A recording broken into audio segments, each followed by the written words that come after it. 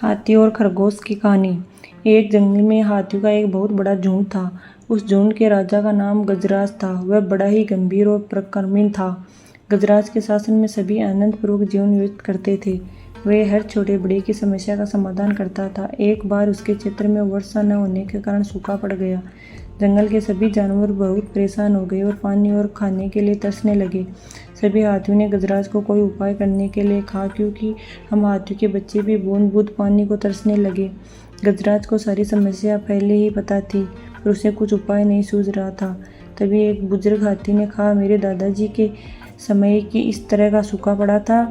तब उसके समय हाथियों का झुंड पश्चिम दिशा की तरफ गया और वहाँ एक विशाल झील है जिस पानी कभी नहीं सूखता। हमें भी वहाँ चलना चाहिए।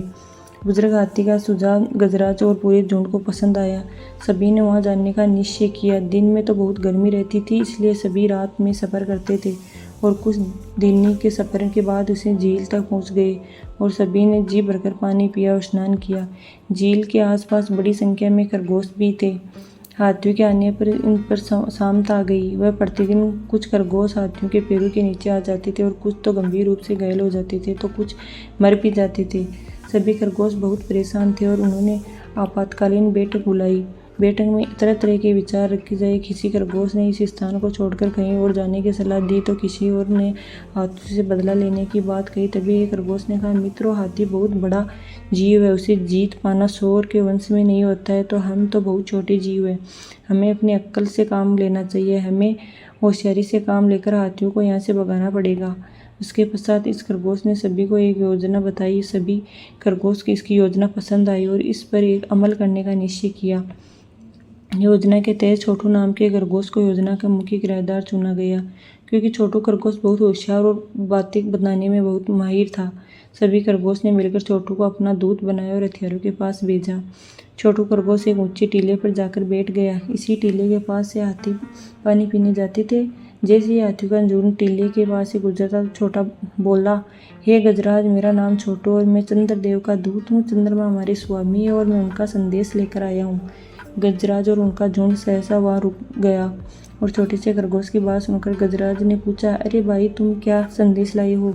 छोटू खरगोश बोला, आप झुंड इस तालाब के पास आकर रानने लगे हो, जिसके कारण यहाँ रहने वाले कई खरगोशों की हाथियों के पैरों के नीचे आने से मौत हो गई है या फिर घायल हो गई है। यह सब देखकर हमें आराध्य चंद्रमदेव है बहुत नाराज है। अगर हाथियों का झुंड इस स्थान को छोड़कर नहीं गया तो वहाँ आपको श्राप दे देंगे। गजराज को छोटू खरगोश की बात पर यकीन नहीं हुआ और छोटू से पूछा, चंद्रदेव कहाँ है? मैं भी उन्हें दर्शन करना चाहता हूँ। छोटू बोला, आज चंद्रदेव स्वयं यहाँ आए हैं। अगर आप उसे दर्शन करना चाहते हैं तो मेरे साथ आइए। वह रात पूर्णिमा की रात थी और तालाब में चंद्रमा का प्रतिबिंब इस तरह दिखाई दे रहा था मानो साक्षात चंद्रदेव विराजमान हो। चंद्रदेव को देखकर गजराज बुरी तरह घबरा गया और गजराज की हालत देखकर छोटू बोला, गजराज, अब तो आपको यकीन हो गया है और आपको कोई संदेह हो तो चंद्रदेव आपके सामने, उन्हीं से पूछ लो। गजराज ने चंद्रदेव को प्रणाम करने के लिए जैसे ही झुंड पंचद्रमा के प्रतिबिंब के पास ले गया, वैसे ही झुंड की आवाज़ से प्रतिबिंब हिलने लगा। इसे देख गजराज घबरा गया और पीछे हट गया। उसे उचित मौका मानकर छोटू खरगोश बोला, देखिए गजराज, चंद्रदेव कितने नाराज है, आपको प्रणाम भी स्वीकार नहीं कर रहे हैं। भला उसी में है कि आप जल्द से जल्द अपने झुंड के साथ इस स्थान को छोड़कर कहीं और चले जाइए, नहीं तो चंद्रदेव क्रोध और श्राप से आपको कोई नहीं बचा सकता है। छोटू की बातें सुनकर और भय के कारण गजराज और उनका झुंड इस स्थान को छोड़कर चला गया। हाथियों के जाते ही खरगोश में खुशी की लहर छोड़ गई और चारों तरफ छोटू खरगोश की जय जयकार होने लगी।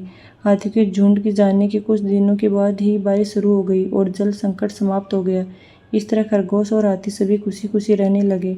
खरगोश और हाथी की कहानी से हमें शिक्षा मिलती है कि चतुराई से कई गुना अधिक बलशाली हो भी हराया जा सकता है और बड़ी से बड़ी मुसीबत से छुटकारा पाया जा सकता है।